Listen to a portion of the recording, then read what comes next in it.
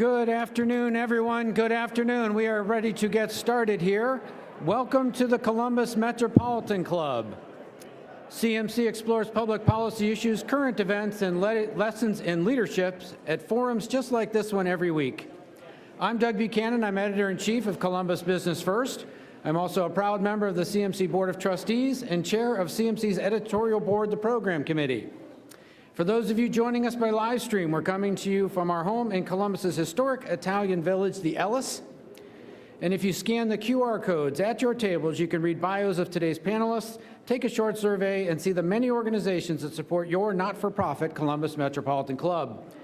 Speaking of sponsors, we would like to thank the United Way of Central Ohio, the Ohio Farm Bureau Federation, the Columbus Chamber of Commerce, Public Sector Consulting, Ian Alexander Photography, HNTB, and Smoot Construction for sponsoring today's forum. How about a hand for all of them?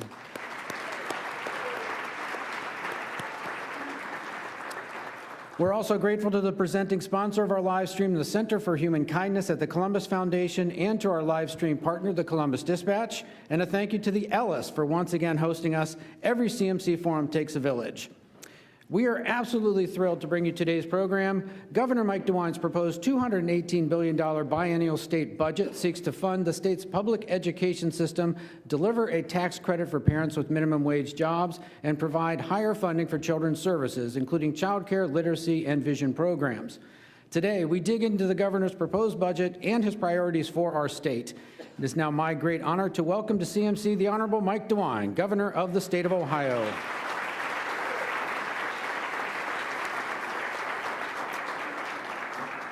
And our host, once again, returning to CMC reporter and producer for the Statehouse News Bureau, Joe Ingles. Joe. Take it away. Thank you to the CMC and to Governor DeWine for joining us today. This will be quite a discussion, I'm sure. So let me start out. I want to ask the first question here about your state of the state. You talked about funding for K through 12 schools, and your budget calls for funding the Fair School Funding Plan. And the data you used to arrive at the numbers in there, that data is 2 years old. Advocates for public schools say that means that the formula is not fully funded and that they're not going to get as much as they need. I want to know from you if you want to talk about why you use that data and will schools have enough money? So the reality is that in this budget, which is my fourth budget, it's going to be the same debates as we've had for decades. And ultimately, the state legislature is going to decide, maybe with some input from me, they're going to decide what that formula is. You know, our focus was not so much on that, because we know the legislature, whatever you put down, the legislature is just going to do their own thing on that. Our focus, though, there's 2 or 3 things in there that we've had a focus on before. We remain a focus. Science of reading. We put additional funds in there for literacy coaches. 2 years ago, we asked the legislature to basically mandate the science of reading in every school in the state. They have done that. We are seeing great success. We're seeing our numbers start to come up. So that's probably number one. We have some other things in there that have not gotten much attention. We had a working group put together to look at school bus safety. We have $30 million in there to help schools, specifically in regard to targeted money for school bus safety. Another thing that we have in the budget is a significant amount of money carved out that goes to mental health. And we have other additional funds focused on, again, as I said, on literacy. So those are the things that, you know, we hope that the legislature will keep in there. We think they're transformative and they're going to make a difference. Okay, now I'm going to warn you, this is a long question. As you know, one of the big talking points has been money for a new stadium for the Cleveland Browns. I know you're a Cincinnati fan, but the Browns want to move from downtown Really? Cleveland. I didn't know any of this. Oh, thank you. The Browns, they want to move from downtown Cleveland to Brook Park. And you had floated the idea of a tax on sports gambling operators to fund the Brown Stadium and also some projects through a sports facility fund.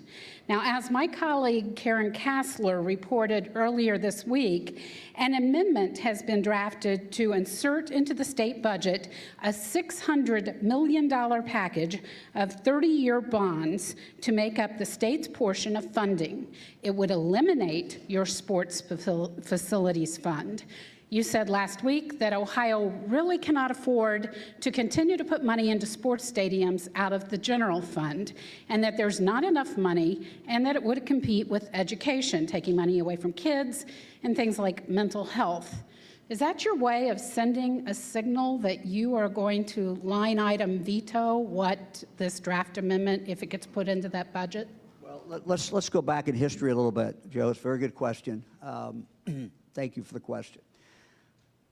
In Ohio, we have taken money from taxpayers at the state level for the last 50 years to help build stadiums, help rehab stadiums.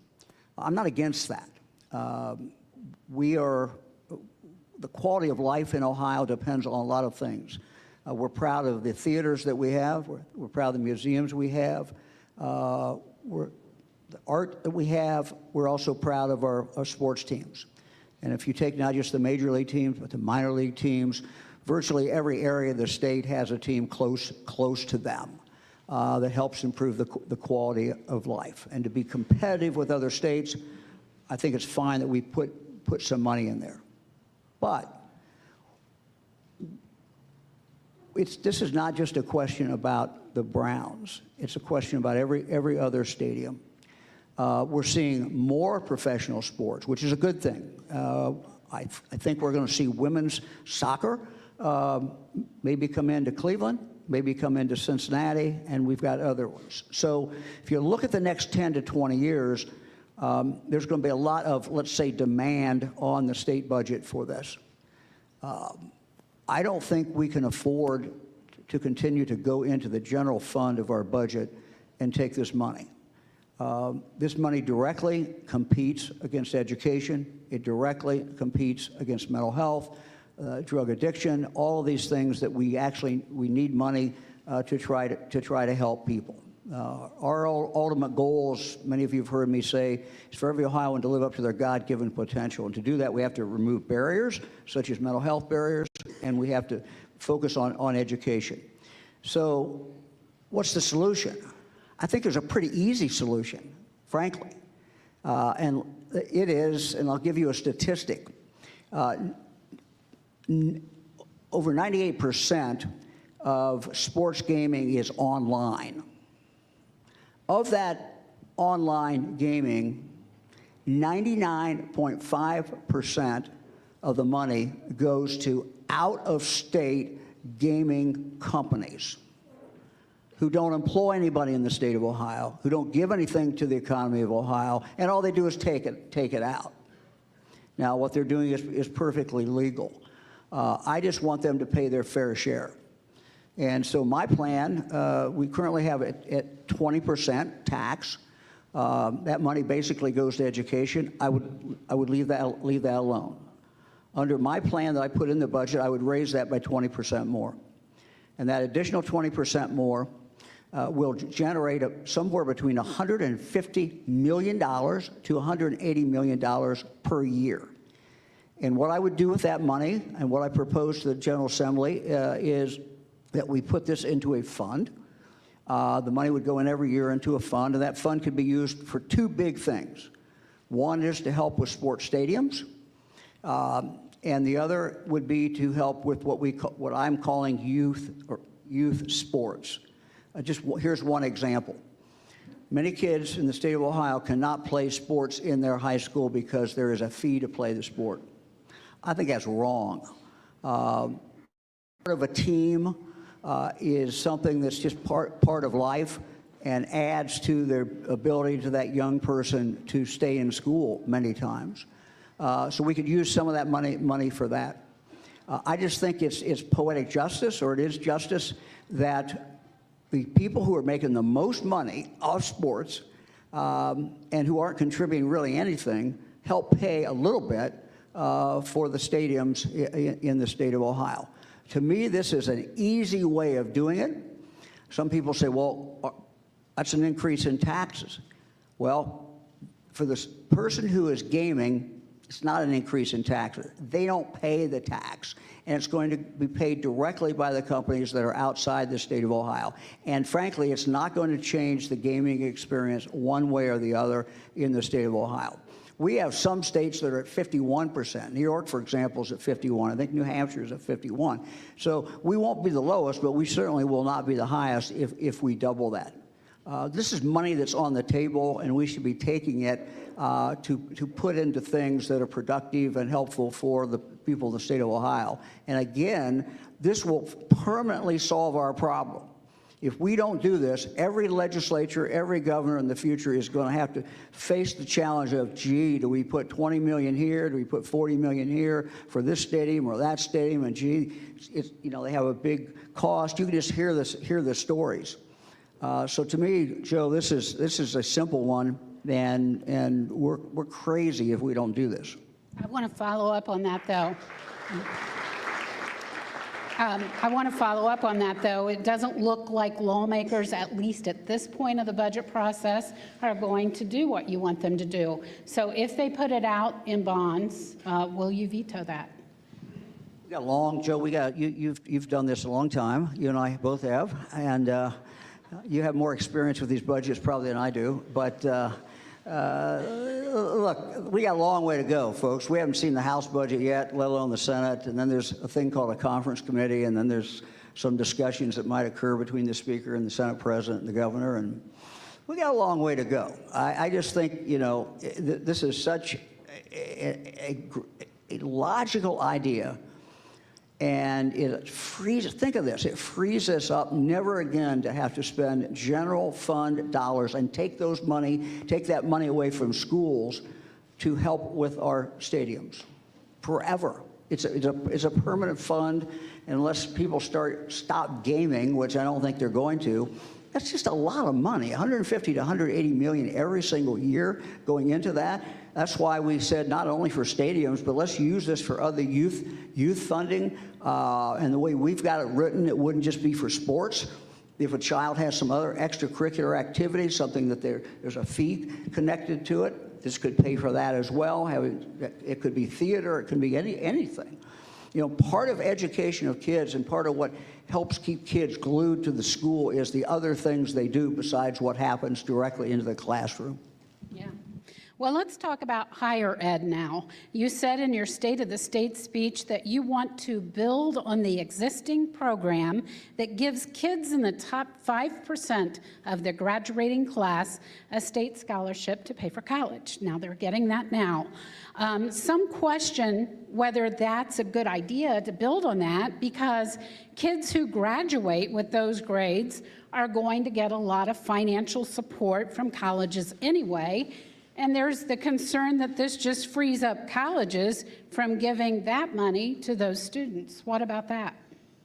Well, there's a lot of ways that we're looking at this, but let me just kind of back up, Joe, and look at what I think is the big picture. Woody Hayes said you win with people. We win with people. If you look at the future of the state of Ohio, what's happening now? We're creating more jobs than we have people to fill them. We got companies coming in from California, from all over the country. They're locating here in the state of Ohio. They're creating a lot of jobs. Our biggest challenge is to make sure we have people to fill those positions. We will move forward as a state if we can keep our best people here, our people who want to work, people who want to be creative, and at the same time attract people from other states. Now, because we have the jobs, we're going to create and attract people from other states.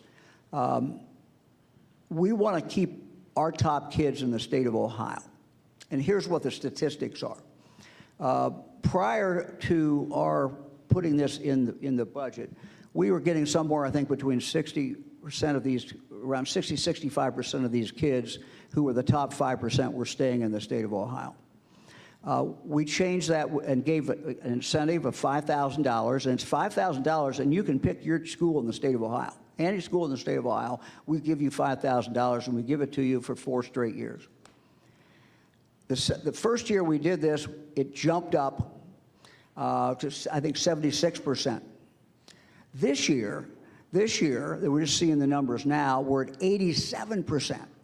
So that means we've dramatically increased. The first year, there was over 1,000 kids who stayed in the state of Ohio who normally would not have stayed in the state of Ohio.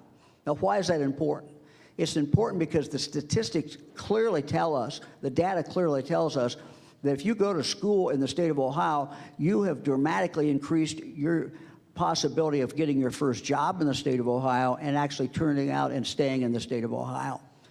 So more and more of these kids, top-level kids, staying in the state of Ohio is frankly good for all of us, and that's why we're doing it. The other, we do a couple other things with that. If I could just add to it, we also say in this budget, if you're in the top 5% of your graduating class, you can go to any state university in the state of Ohio, and they must admit you. And they must admit you to the main campus. Now, how many times, I won't ask for hands, but you know somebody in your family who is a very high-level student, and when they got admitted, they got admitted, but Ohio State said, for example, you can't go to the main campus. You got to go here, you got to go there, and the kid doesn't want to go to the other campuses. So again, one more way to keep kids in the state of Ohio. We do not want to lose those kids. We want them to stay here. You are also advocating for, I'm going to call it a return on investment from colleges by requiring them to track students who graduate to make sure they get jobs in their chosen field of study after graduation. Now, some people have suggested that this would hurt the humanities, leading colleges to kind of steer students into certain fields like engineering or something like that instead of English. Would it? Well, first of all, I love English majors. I've hired a lot of people in my career, and you can ask anybody on my staff. I have a bias in favor of English majors. Why? They have to think, and they can write, and they have to be able to analyze. So English majors have a great role, at least as long as Mike DeWine's around and hiring people. So there's nothing wrong with it. There's a lot of good things to be said about that. Okay. The bill that would ban most mandatory diversity, equity, and inclusion programs, DEI programs, at Ohio's state colleges, and it would prohibit faculty strikes. That's likely to get an approval today, and it's going to be sent to you after it does. It does several other things. It includes requiring civics and history course, post-tenure performance reviews, intellectual diversity on some controversial topics. But we've seen a lot of protests down at the Statehouse over this bill. Opponents of it, including students, say it will end up hurting higher ed in Ohio. You aren't buying that, but what if you're wrong? What if you do sign the law and it becomes clear that it is hurting higher ed in Ohio? What then?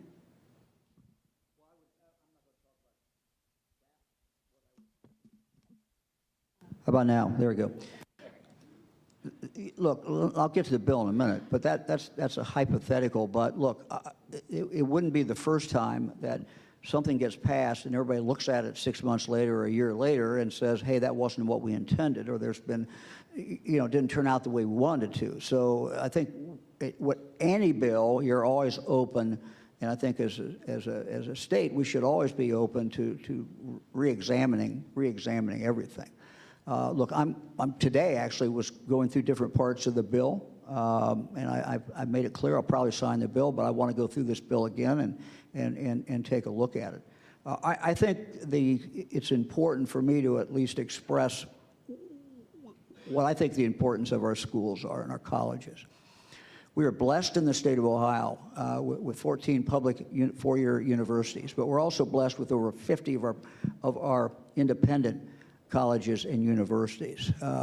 we're a net importer of college students by a lot, which means we're bringing in a lot more than we are sending out to other states. So it is a real asset. We have communities in the state of Ohio where that is the biggest industry, is the local college. It also means that some of these kids who come in from outside the state will stay in Ohio. They will get their job here. So we're blessed with these colleges and universities. I think that colleges and universities, one of the main purpose of them is to get young people to think, or older people, to be informed, to be able to critically think. I think that's important in high school. I think it's important in junior high. I think it's important all the way through education. And our colleges should be doing that as well. That means that there will be diverse points of view expressed in a classroom, over the lunch table, and I think those are things that absolutely must be encouraged. Now, one of the goals of this bill is to make sure that we do everything that we can so that a student feels free to express their point of view, whether that be in a classroom or whether that be someplace else on campus. That should be part of what we're doing in higher education. Okay, well, let's move on to the transportation budget. I want to ask you about that. There's a provision in it that requires a person to show proof of citizenship to register to vote. Does that belong in there? Well, I'll look at that. Look, I have said that I think we do a good job in voting in the state of Ohio. I don't mean the outcome, but what I'm talking about is the process. I think we do a very, very good job. And so I think the burden of proof is on anyone who wants to change it. We've changed it a few times. We've done some different things. I'll take a look at that when that gets to me. Okay. The transportation budget also allows for elimination of the provision to rejoin the Midwest Interstate Passenger Rail Commission. Your thoughts on that? So we have told the federal government, we did this during when President Biden was president, that we wanted to have a study done. And this has been a process, and so we have moved towards a process. So that in the future, some future governor, in all likelihood, and a future legislature can make a decision about whether or not rail transportation, passenger transportation, makes sense for the state of Ohio. And so that's been what we've done, and I want to see what the study is going to show. I want to see what the dollars are, what the math is, and ultimately we will make that decision. It's very unlikely that it will be made during the time I'm in office, but so that's what we have done in the past, and we want that option to be available. Okay, let's move on to another subject, Medicaid. There are nearly 770,000 Ohioans on Medicaid expansion. With the cuts to Medicaid proposed in the House Republicans' version of the budget, are you still behind the idea of trigger language in the state budget that would end Medicaid expansion if the federal matching the rate of that drops below 90%? Look, I was in favor of the expansion. It wasn't done when I was governor. It was done when Governor Kasich was governor. I've been in favor of that. And just kind of a little aside here, when you talk about Medicaid, we're talking about a substantial number of Ohioans and in regard to their medical care. We have done some, I think, phenomenal breaking through barriers, things that have not been done in any other state in regard to Medicaid. We've taken a group of kids, for example, who have usually are considered multiple agency kids. There's young people who have multiple mental health problems, physical problems, and we put a real focus on them. I think we've got about 45,000 of them now that we have moved into a much better care situation. That's just one of the many things that we've done through Medicaid. I think candidly, it's been one of the areas that's been underreported. I know that you all can't report everything, but some of the things that we've been doing in Medicaid we're very, very proud of. Quality of life for people. And again, if we want people to live up to their God-given potential, this is one of the ways we focus on that. What we don't know is what the federal government is going to do. And you know, the federal government is paying virtually all of this expansion. Now, if they change the numbers or if they stop paying, that obviously we will have to make some very, very difficult choices that frankly we do not want to have to make. So I'm not going to make any commitment of what we're going to do until I see what the numbers are coming out of the federal government. And we're going to focus and do the best we can to provide the best medical care to the poor people in the state of Ohio, to our children, and to the folks who are in nursing homes, because those are the constituencies that are helped by Medicaid. Let's talk taxes. Voters say they want property tax relief. You didn't have any proposals to cut property taxes in your budget, and you didn't mention it in your State of the State speech. But I got to ask you, should lawmakers be doing more on property tax cuts or changes, and what would you like to see them do? Well, what I hear from people when they complain about taxes is primarily exactly that, and that is their real estate taxes that they're paying. Let me put this in a little perspective, and let me look at our income tax. We have the lowest income tax that we've had in the state of Ohio in 50 years. So we have cut our taxes budget after budget after budget as far as our income tax. During the time I've been governor, as we have worked with hundreds and hundreds of companies trying to get them to come to the state of Ohio, many times we've been successful, sometimes we've not been.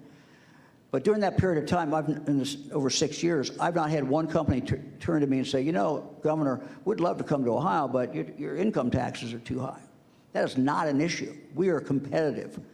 We might not have been competitive 10 or 15 years ago, but we are very, very, very competitive today. That income tax issue is no longer an issue, and I think that's important to say. We want to remain competitive. No matter who it is that's talking about taxes, if you're going to reduce taxes, you are going to have to figure out how to deal with that. You're going to have to cut something, or you're in turn, are going to have to raise some other tax. And I would just say that we got a gubernatorial campaign that's already started, and it's going to go on for a long, long time, almost 2 years. And let's keep that in mind. I think the legislature is going to look at the real estate taxes, because they're obviously hearing the same thing that everyone else is hearing. The challenge is, how do you do it in a fair way, an equitable way, and then how do you make up that money, because the bulk of that money goes directly into our local schools. So it is not an easy task. So it comes back to that first question about local schools and funding, right? Well, yeah, I mean, but there again, we have a balance in Ohio. Basically, we start with funding at the local level, but what the state money does, and what the goal of the state money is to bring some equity, at least try to get there in trying to help the poorest school districts who have the least money or the least available money that they can be taxed, and to supplement that with the state money. But just to give you an idea about the income tax, what the income tax brings in is basically what it costs to do our schools. So it's a lot of money. Yeah, that is a lot of money. A lot of LGBTQ activists in Ohio say that the climate here is becoming very unfriendly. And you have signed into law some bills that they have identified as being bills that allow kids who are LGBTQ to be bullied in school or be mistreated. They say that's a First problem. of all, I would disagree with that. I would totally disagree with that. Okay. Can you speak to why you would No, disagree? I don't think we have done that. I don't think, look, you go back and look at everything that I have said as governor and State of the State speeches and other times. You know, this should be a welcoming state. We want everybody to come to Ohio and feel welcome in the state of Ohio. Do you think that there's an anti-LGBTQ climate in Ohio? No, but I think it's important for all of us who are in public office to speak out about that, and for all of us to continue to make it clear that this is a state that welcomes everyone. And we want you to come to the state of Ohio. We want you to feel welcome here. Okay, so I want to ask you about something that's happening right now, basically. We learned that there was a war chat talk. There was, at the federal level, there was a war chat talk about the Houthis. Yeah, I think I've heard about that, yeah. I'm sure you have.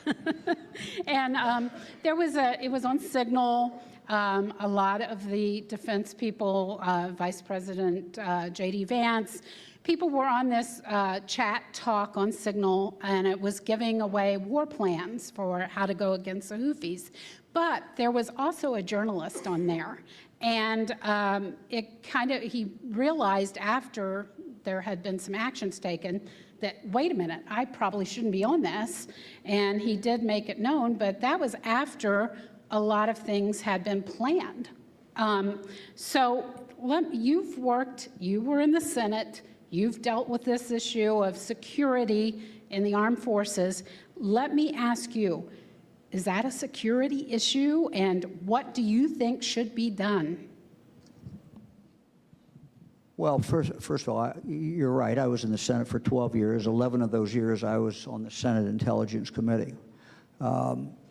So I have some knowledge in that. I think we're very, very fortunate that the journalist did not disclose the particular facts, that if they had been disclosed in real time, at least from what we know now, if they'd been disclosed, the story at least we know about, if they'd been disclosed in real time, you know, that certainly could have threatened U.S. forces who were involved in that activity. So I think it's a very, very good thing that he did not do that.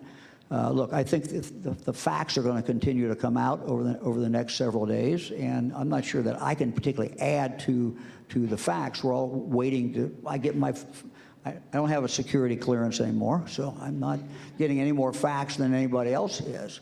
And so let's just see, you know, what comes out. But obviously, it's a very concerning situation. Let me ask you about tariffs. There's a lot of talk right now. You got the wrong guy. I'm not John. No. I'm not John Houston. But I'm not Bernie Moreno. I'm Mike DeWine. I have enough to worry about here.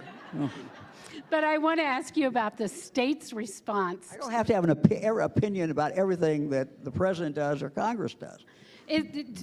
But does the state have a role in helping Ohio's farmers who are dealing with tariffs and are fearful that they're going to lose a lot because of tariffs? I mean, where does the state come into that?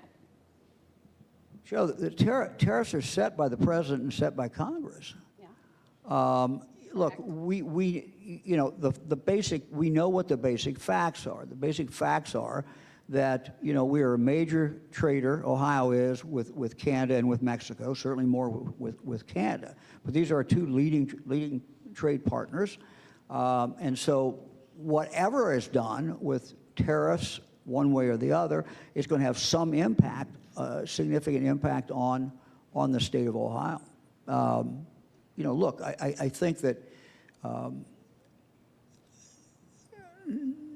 at this point, we do not know the rest of the story. We do not know how this plays out. You know, if the president is using the threat of tariffs or the imposition of tariffs to get a fair deal, and we end up with low tariffs, then I think that would be successful. You know, if we end up on a trade war, that I don't think that's what anybody wants to see. So time will tell, and we'll see. Okay. I think I see Sophia giving me a hand gesture back there to let everyone know this. Governor, thank you for your comments, first of all. But we want to know, we want to let the audience and those of you watching at home know that it is the CMC's long-standing tradition to take audience questions. We'll move to the questions from our live stream and in-person audiences in a few minutes. If you do have a question, please make your way over to the microphone now. It's in the back there. And if you're watching online, please type your questions in the chat. But before we take audience questions, Governor, I have one more question for you. Some people on social media have conjectured that you would like to be appointed as the ambassador to the Vatican once your term is over. And I want to ask you, is that something you're angling for? Joe, I've been married 57, almost 58 years. I would like to continue to stay married. We have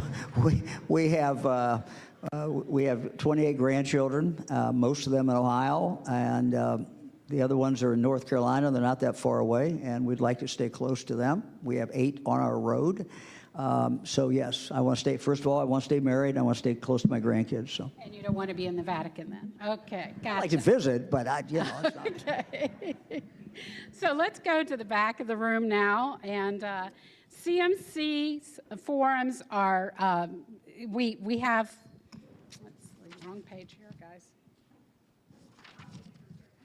So, good afternoon, everyone. Sophia Pfiffner, CEO of the Columbus Metropolitan Club, and it is our long-standing tradition to ask audience questions. So, we do have a long line forming behind me, but if you have a question, you feel that we can get to it in time, feel free to join us. We also have a slew of questions online. I will remind the folks in the back that our questions have 2 things in common. One is that they are 30 seconds or less, and 2, that they end with what punctuation? Absolutely. All right, our first question is actually from my daughter, Caroline Pfiffner. What should kids do if they want to make a difference but they don't feel heard? What's the best way that they can be a leader and speak up? If they don't feel heard, what's the best way for them to be a leader and speak up? Well, look, I think, you know, as a young person, you have a real opportunity to have an impact. You know, I get letters from children. Sometimes I see kids at fairs and they'll hand me a letter. Sometimes it's a school assignment. So young people, just because they can't yet vote, can certainly be involved. And I remember, I think we were in 3rd grade or something in Yellow Springs, and we wrote letters to the Ohio Department of Transportation about not putting a highway through Glen Helen. So that was my first political activity, I think. So I was not very old. So far, the ODOT has not put it through Glen Helen, so we're okay. But yeah, we appreciate young people, and I think most people in office appreciate young people to be involved. Okay, next question. Yes, Governor, you signed the bathroom bill requiring transgender students to use bathrooms of their birth gender. My question is in 2 parts. What advice would you give to a transgender male student dressed as you are today in a suit and tie as he navigates the choice of his bathroom usage? And the second part is on an institutional level. What advice do you have for schools and universities to enforce the law? Should they, for example, require transgender students to wear a yellow badge so that they can be identified at school and the schools can monitor which bathrooms they use? Your thoughts, sir? My thoughts are that schools and other places are working this out, and I think, you know, they will work it out, and they have worked it out in the past. next question. Thank you. I'm Bill Wayhoff with Steptoe and Johnson, and this is really a question for the First Lady, but you're the one here, Governor. I never speak so, for the First Lady, but speaking of literacy, the First Lady has emphasized getting books to every child in the state through the Dolly Parton Foundation. Can you make a comment about how successful that has been? Thank you. that's a good pitch. Thank you. Appreciate that. Look, Fran has done a great job, and people in every county have done a great job. We now have, I think, 412,000 kids every month get a book, free book in the mail from children from birth until the age of 5. I think since Fran started this and expanded it throughout Ohio, we've sent out about 20 million books. So very, very happy with where we are. 70% of the households that have a child under 5, 70% of those households are getting a book or books in the mail in Ohio every single month. But we need help. And one of the places we need help, frankly, is Franklin County. Our urban counties were doing okay, but we could do a lot better. And reaching more people and getting the children signed up. So if anyone can help in regard to that, basically, the legislature provides half the money. The other half money is raised locally in the local community. And what the local community does, whatever group is doing it, it varies by county, but they have two things that they do. One is sign kids up, and the other is to raise half the money that it costs for these books. But the signing up is just so very, very important. If you look at the different communities that we have within Franklin County or that we have within Cuyahoga County, in some of the communities we are not penetrating enough and not getting enough kids signed up. So there's always more work to do. We've made a lot of progress, but we still have a ways to go. Thank you very much. Okay, this next question comes from online. I'm going to combine two questions that are related. One is from Bradley Simpson, who asked, the federal government, CDC specifically, just yesterday cut $11 billion for state public health efforts.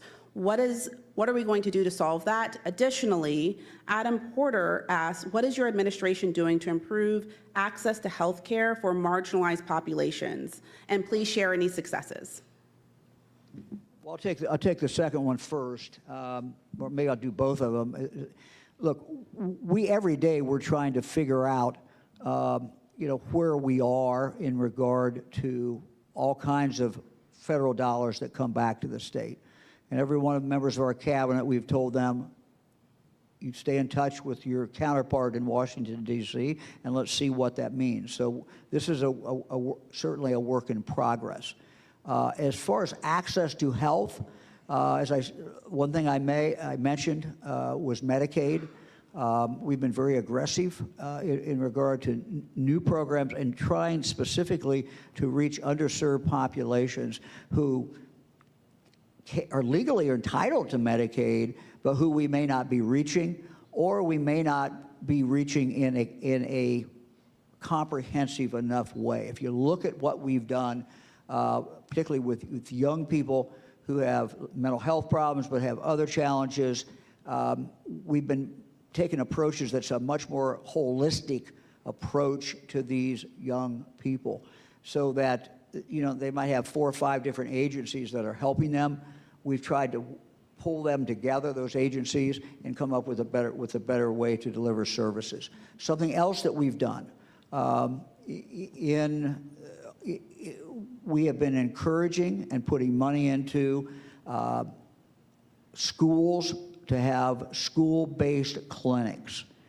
And what we've found is that in underserved populations, in underserved areas of the state of Ohio, whether it's urban or whether it's rural, if you place a clinic in a school, that schools generally are the place of most comfort, where people feel good. They go there to see basketball games. They go there for parent-teacher conferences. And if you could have a clinic in that school, you're going to get more people. Many of these clinics serve not only children, but they've got another entrance where they can serve adults in that community. And we've really been able to expand that. And the budget that I presented will continue to expand that. Let me mention quickly something else. The state of Ohio's had a law for a long, long time that says that a eye screening has to be done early in elementary school.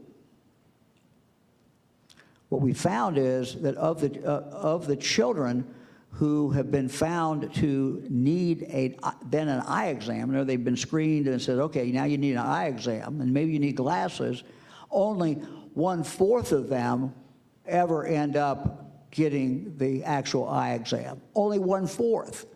So we have a very significant and I think bold plan contained in our budget to go out and start reaching these kids. And many times what will work is a mobile unit that literally goes up and pulls up to that school, and for a couple of days, eye exams are being done. And then for the kids who need glasses, they get their glasses. They come back and they fit that child with glasses.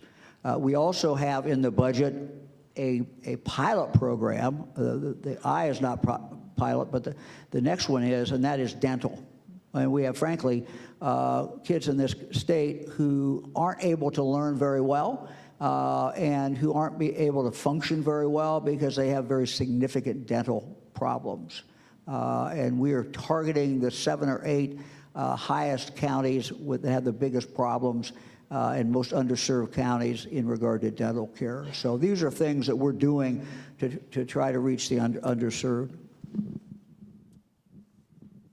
Hi, thank you for being here. I'm Ryan Dieter. I'm a local realtor and small investor myself.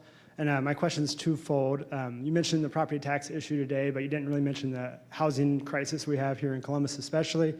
Wanted to see what the budget has for home ownership, for local home ownership here in Columbus. And 2, wanted to see if there's ever been a proposal for a fee or a higher tax for out-of-state investors or ownership here to help offset some of the costs that we were talking about today. And it's also to help address the crisis as it's more competitive, as we have more out-of-state people here in Columbus looking to invest. And also, local investors tend to have a better care for the community and their interests as well. So just wanted to see if there's anything proposed for any other fees for out-of-state investors or anything like that. Thank you. We're very open to other ideas, and happy to follow up with you or have you follow up with me. I can get you my card. I'll give you my email. Would like to hear more. We do have some provisions in this budget that help. One of the areas that we see some real problems is in rural areas as well. It's not only an urban problem, it's a rural part. For example, along the western side of the state of Ohio, northwest Ohio, got some very significant problems.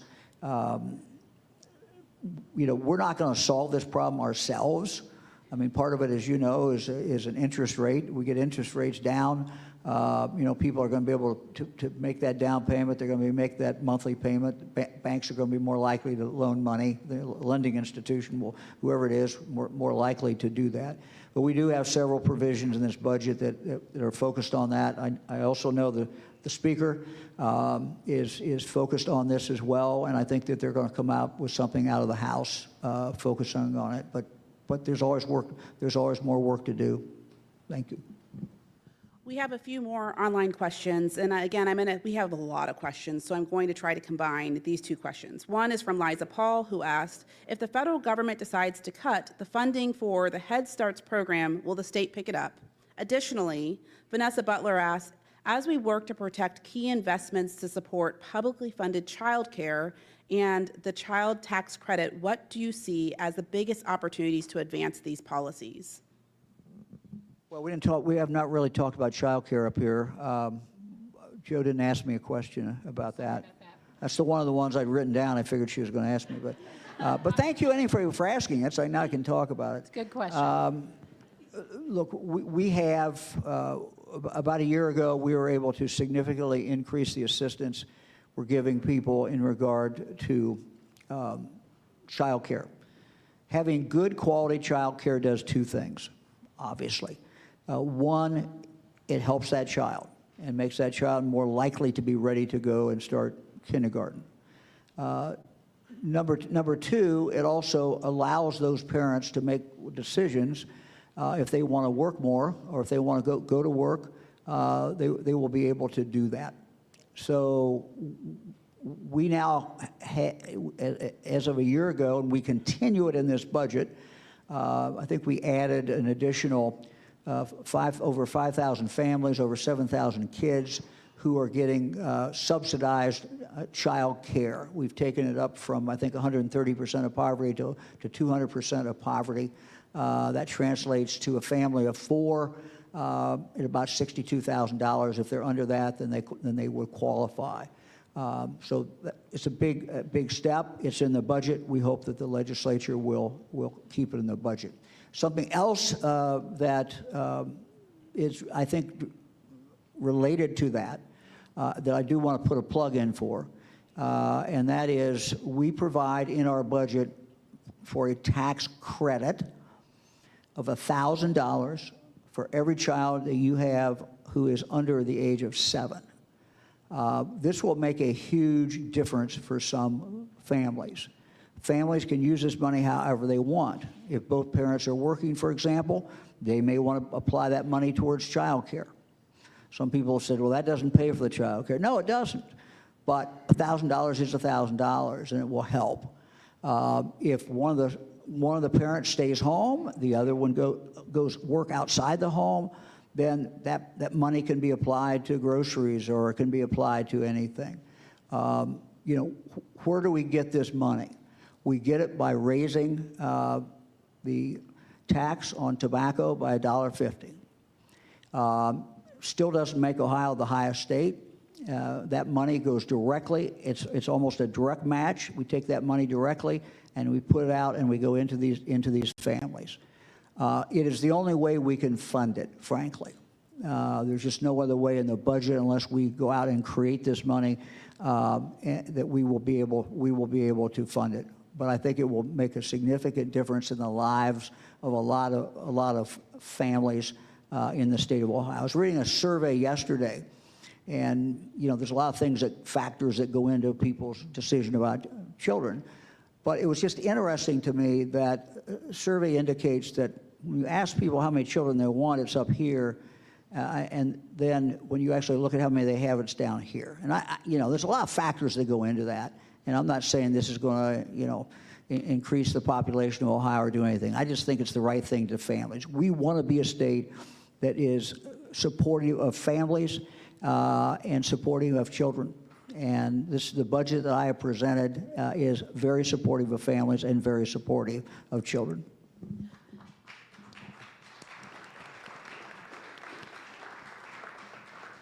Governor, we have about 90 seconds for a final question.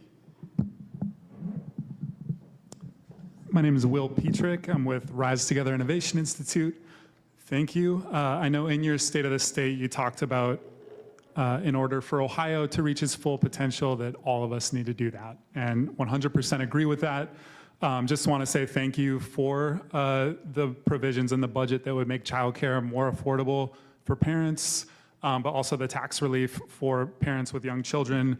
My biggest concern is the proposal that could take healthcare coverage away from 780,000 Ohioans, including 115,000 adults in Franklin County. If the Medicaid expansion trigger language is triggered, it would be a budget cut of $13.5 billion. That would mean loss of healthcare coverage, job losses, more people going to the emergency room. Just going back to your theme of reaching the full potential and removing barriers, just want to ask, how can we, one, make sure all Ohioans have the health care that they need, but also, is your administration doing anything to remove that language to ensure people can have the health care coverage that they need? Yeah, good question. Thank you. Our goal is as you stated, is for everyone to live up to their full potential. We had asked the federal government to put a work requirement in. You have to define work requirement, though. Work requirement means the whole goal is to take this individual. Now, if they have medical problems or they can't do it, they have other problems they can't do it, well, they're not included in that. We're talking about people who medically don't have the problems. They can actually go to work. And the question is, why aren't they working? And what this does is we try to put them on a pathway. We have someone meet with them, try to come up with whatever pathway they want. That pathway may start just by going to school. It might go to a career tech school. It may go to a community college. That all qualifies. All those things and many more things qualify as quote, work. We shouldn't look at it so much as a work requirement and something as punitive. That's not what we're talking about. What we're talking about is we want them to be part of society fully. We want them to be able to live and to be able to participate. And if we can help them do that, that's what we should be doing. And so that's what the goal is here, at least.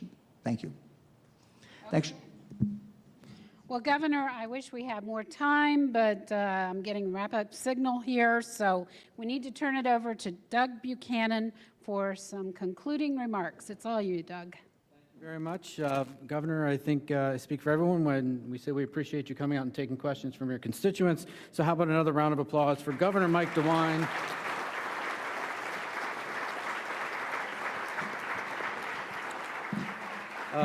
Also want to thank today's sponsors, the United Way of Central Ohio, the Ohio Farm Bureau Federation, the Columbus Chamber of Commerce, Public Sector Consulting, Ian Alexander Photography, HNTB, and Smoot Construction. Another round of applause for them as well, please. Thank you.